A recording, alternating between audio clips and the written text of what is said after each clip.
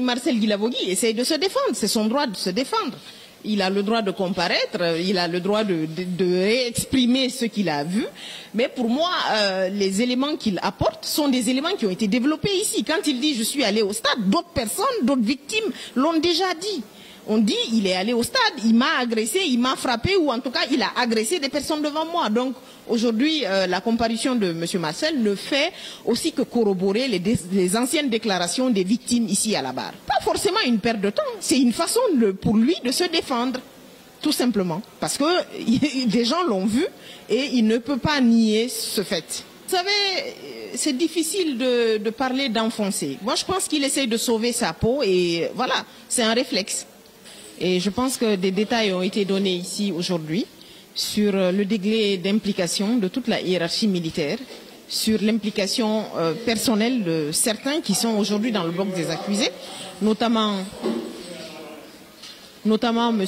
Moussa Tchegoro Camara, notamment M. Claude Pivy et M. Moussa Dadis Camara. Donc je pense qu'aujourd'hui, d'écouter cette victime, M. Diallo, nous a apporté énormément d'éléments. Je pense que les victimes qui comparaissent ici, elles-mêmes sont des preuves vivantes des exactions qui ont été commises au stade.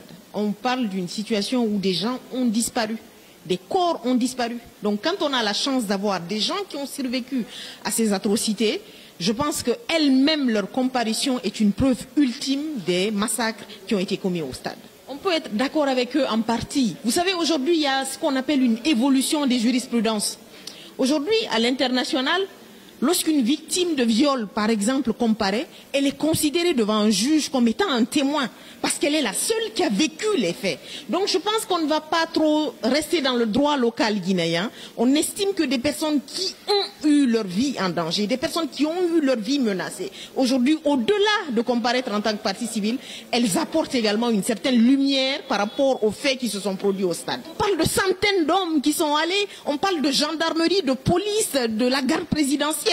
Est-ce qu'un citoyen guinéen ce jour-là pouvait identifier formellement ce qui compte ici aujourd'hui, au-delà du fait de dire que c'est des gardes, c'est des gendarmes qui avaient des machettes, c'est des militaires qui étaient en tenue civile, qui ont utilisé des armes automatiques. Je pense que ce qui est important ici, c'est de savoir quels sont les corps ce jour-là qui ont intervenu et quel était le degré d'entente entre ces personnes-là.